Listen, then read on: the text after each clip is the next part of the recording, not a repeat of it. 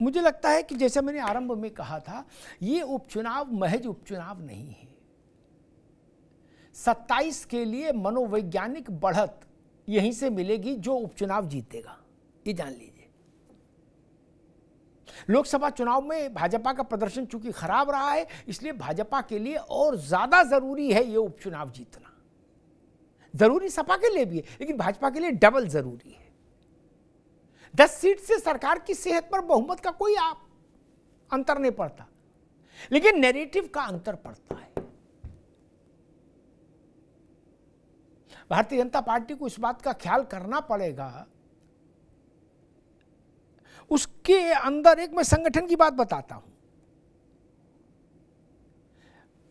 Booth अध्यक्ष, booth कमेटियां बनाने का एक प्रयोग भाजपा ने किया, ठीक। उत्तर प्रदेश के परिणाम बताते हैं कि बूथ कमेटियां कहीं नहीं चल रही थी, डिफंक्ट थी। और अगर वो डिफंक्ट नहीं थी तो उत्तर प्रदेश में जमीन के नीचे इतना बड़ा राजनीतिक परिवर्तन हो रहा था, भाजपा के शिखर नेतृत्व को क्यों नहीं बताया गया? अगर बूथ कमेटियां होती तो बताती। और सब बात छोड़ो, जो कपीश कह रहे थे बनारस में बूथ कमेटियां काम नहीं कर रही थी, क्या सच नहीं है?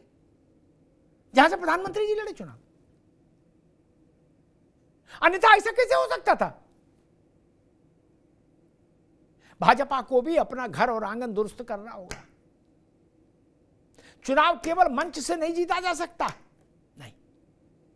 नेता मंच से ऊर्जा पैदा कर सकता है, लेकिन उस ऊर्जा को नीचे व्यवस्थित करना, चैनलाइज करने के लिए संगठन को करना होगा। इस लड़ाई में भाजपा में बहुत सारा समय खराब हो गया कि संगठन बढ़ा के सरकार।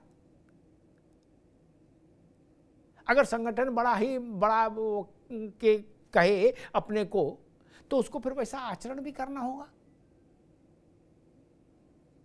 ये पन्ना प्रमुख और बूथ अध्यक्ष ये कहां गए? और अगर ये थे तो इनको अंदाज ही नहीं लगा। ये बड़ा प्रश्न है।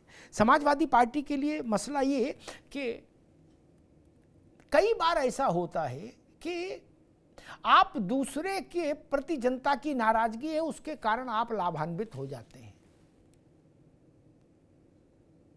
फिर जनता को सेकंड थॉट आता, परिणाम आ जाने के बाद वो कहते हैं यार ज्यादा सजा हो गई, हम इतना नहीं चाहते थे।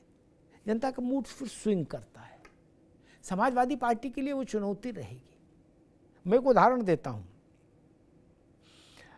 छिंदवाड़ा में एक बार कमलनाथ हारे और बागपत से जब पहली बार चौधरी अजीत सिंह हारे, तो दोनों जगह के लोगों से मैंने बात की तो उन्होंने कहा भाई हम तो थोड़ा झटका देना चाहते थे इन्हें, ये तो हार ही गए, ये गलत हुआ। भारतीय जनता पार्टी उत्तर प्रदेश में कमजोर हुई लोकसभा चुनाव के परिणाम में, सच है। 33 और 37 में अंतर है। लेकिन अब ये सपा को देखना होगा कि उसके साथ ये जो समर्थन आया, ये उसका है, ये भाजपा से नाराजगी के कारण है।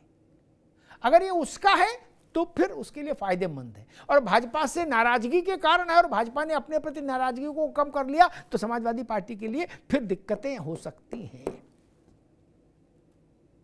सपा को भी इस टेम्पो को मेंटेन रखना होगा एट एनी कॉस्ट। 27 का चुनाव अगर वो जीतने के लिए लड़ना चाहते हैं। कांग्रेस की अभी मैं चर्चा बहुत नहीं करूंगा, क्योंकि जहां वो कांग्रेस साइकिल पर पीछे बैठी उत्तर प्रदेश में, देश में वो नेता कहाँ है मैं बहस में नहीं पड़ता, उत्तर प्रदेश में तो हैंडल अखिलेश यादव के पास है, इसलिए मैं उन्हीं के पीछे कांग्रेस को मानकर चलता हूं। अखिलेश यादव ही लीड कर रहे हैं, और 27 और 24 के बीच का इम्तिहान है ये बाई इलेक्शन का। लाल रंग और काले रंग से मसला हल नहीं होगा। जनता की रुचि रंगों में नहीं। ठीक का लाल रंग पवित्र है, रंग है। योगी जी ने भी इसीलिए कहा कि कहां लाल रंग और कहां काला कारनामा। लाल रंग तो पवित्र है ही, लाल देह लाली लसे अर्धर लाल लंगूर वज्र देह दानव दलन जय जय जय कपिशूर, कपिश जी ने कहा, ठीक बात है। लेकिन जनता राजनेताओं के वास्तविक रंग जानती है।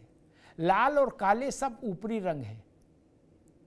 वास्तविक रंग उसको लुभाना चाहिए जनता को, तो फैसला आता है आपके पक्ष में, क्योंकि जनता के चश्मे से कोई रंग छुप नहीं सकता, जिसको हम लोग बोलते ट्रू कलर्स। ओरिजिनल रंग क्या है आपका, व्यक्ति का, नेता का, पार्टी का, जनता जानती है और जानती है।